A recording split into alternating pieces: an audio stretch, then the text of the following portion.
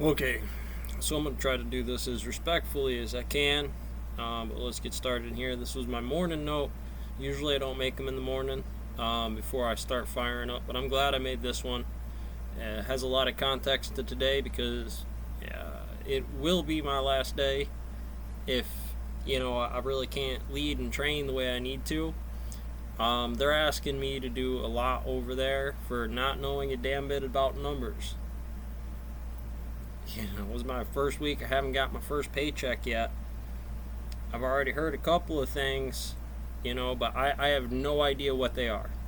I got people coming over to me, not giving me numbers, not giving me timelines, not giving me systems.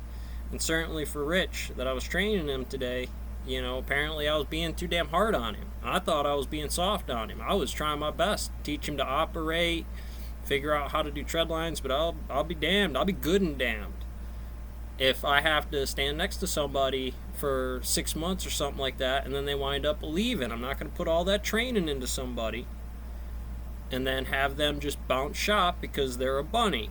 You let some fucking Karen drive the car, you let some youngling drive a mill, bad things happen. And people need to understand that. I think that's about as fair as I can make that. That's not just for his training, that's for my training apparently, and it's also for that company's training. Alright, Mortar Master Mason. They were out here with the 1,000-yard stare at the cemetery. Stay behind. Now, Len was very nice to come over to me and tell me not to yell at him anymore. I wasn't yelling at him. I had talked to him, but he was kicking my dick in. Because he wasn't trained. You remember, he's only been there for 3 weeks. This would have been his third week on Friday, I'd imagine. I've only been here for 2. My first day, they tossed me into that mill next door with it all screwed up. I had to fight through all that, plus operate, and I was catching orders with deadlines that were due by the end of the day. I don't quite understand when somebody's going to tell me, hey, I got to walk over to you, quit messing with the dials, don't be playing with your cell phone on work time. And I had to scream at him, almost point blank a couple of times, because he had his ear muffs on that had radio playing, and I told him, hey, don't have your radio on if I have to yell. What happens if I get my hand caught in something? What happens if the saw starts locking up or something? And I know what he's going to say. He's going to say something, well, I'm paying attention. How could you if you're not trained? It's my job to watch him for 8 hours. Mike probably come in that building for 5-10 minutes in the morning, and then he's my responsibility. The only time I yelled at him, where I said, absolutely not acceptable, is when I first started to train him how to use the machine, the forklift. And I let him take a dumpster outside for the first time alone. It was 3 times. The first 2 times, I watched him do it. Well, the first time I actually went out and I showed him how to do it. I walked out with him while he was driving, and I showed him the technique. The second time, I walked out with him, I showed him how to do it, made sure that he was, keep coming good. And it gets pretty intense. This is what this pressure is about. That's Oppenheimer to impress the prince around here. That's Valentine Rabbit. You're going to be fucked up, tore up, eye sockets beat up out of your face. But by that point in time, nobody's going to love it. Or you can't help but be loved, because at that point in time, I can't do anything with you. I'm not a talker. This building right here already put me into a telephone pole once. I used to be real sweet about this. I've trained a lot of guys. I trained Angela down here. Because Leonard and the other ones, they don't want to jump in there. They got all the shit I'm not even going to give them the fucking excuse. You bring in a rookie that can operate and you want them to do something, then make them fucking learn it. Because this is what that conversation would have been into if I would have stayed in there. And I can damn well bet you I'd have been fired today. So I was going to quit anyways. I'm not going to stay there. I had to bring my whole toolkit. I had to bring in all my fucking equipment, my surgery bags, inside here. Already had, the day one, I had to fucking tighten up that saw, refix the water hoses on this thing. Not the most important things in the world, but they certainly freaking matter. Then I don't have pallets inside here, and you're giving me deadlines on orders. The mill's a mess. What am I supposed to do with him? Just stand there and clean the building all damn day? I don't know what he makes. I have no clue where to set that in the positions on here. I never worked that line before. You opened me up on the first day with a green rookie that still had no damn experience, doesn't know chips on edges, doesn't know grade, doesn't know anything inside of there, and you expect me to catch all that on the backside while operating and to clean that shop. Now, like I told Leonard when he come over to me, it will get easier once this place is cleaned up, and then he learns. But it's going to come off a little grisly because he doesn't know what he's doing, and I can't watch him put every rock to the cell, because otherwise we're not going to get a damn thing done. He's a 19-year-old green guy. He has zero labor experience inside here, and I wasn't busting his ass. He had an air crane, he had to flip a switch, and use a freaking operator, and use a lever on a forklift. Of course he doesn't know. I wasn't yelling at him because he didn't know where to go. I was yelling at him because he's fucking dicking around.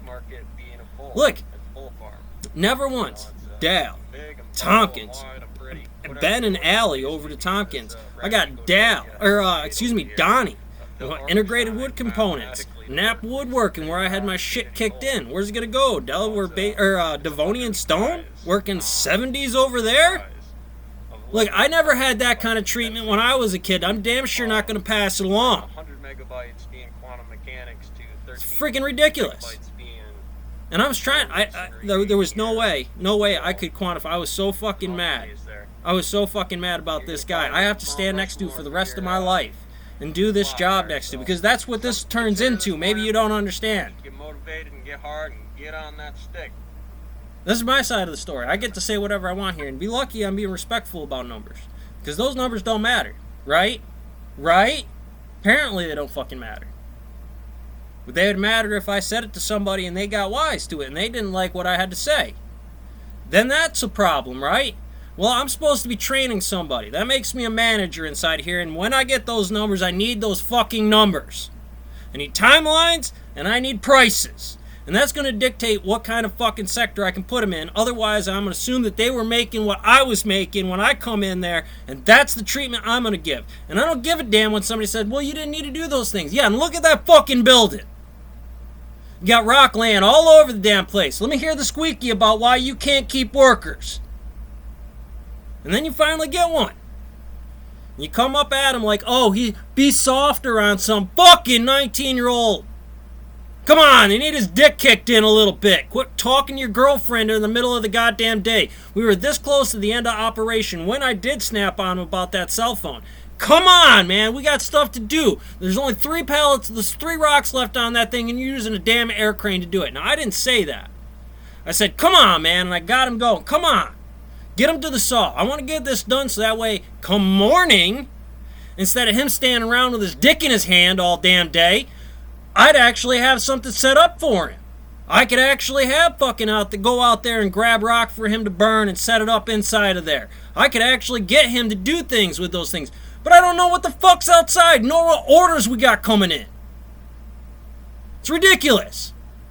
I need to be able to fucking train somebody.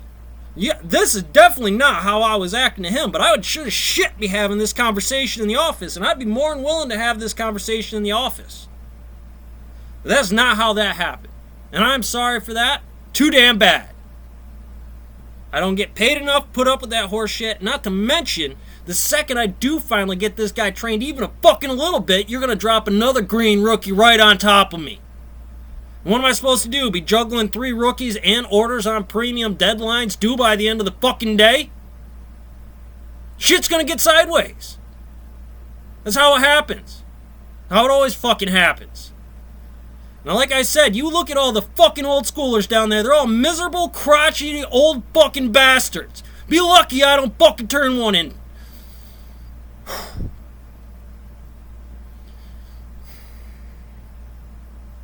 Damn it, I can't have an asshole with his earbuds so fucking, or earmuffs that are so loud with music that they can't do anything. I can't have a motherfucker coming in here playing on the cell phone in the middle of operations. I don't know who the fuck taught him that. I don't know who the fuck allowed them to take a 20-minute break on a 10-minute break. What's the hand manual say? I don't know who fucking taught him day one that gloves were an option. This is a stone mill. And I'll be damned if there isn't cameras that need to be in there, because then all of that's trackable. And then you'll find out exactly why I did this. Because that fucking kid needs to grow up today. Not tomorrow, not 3 weeks from now, not a fucking month from now. Today. He needs to understand that you have no clue what you're doing inside one of these lines. None. Be thankful for it. When I tell you to jump, you tell me how fucking high.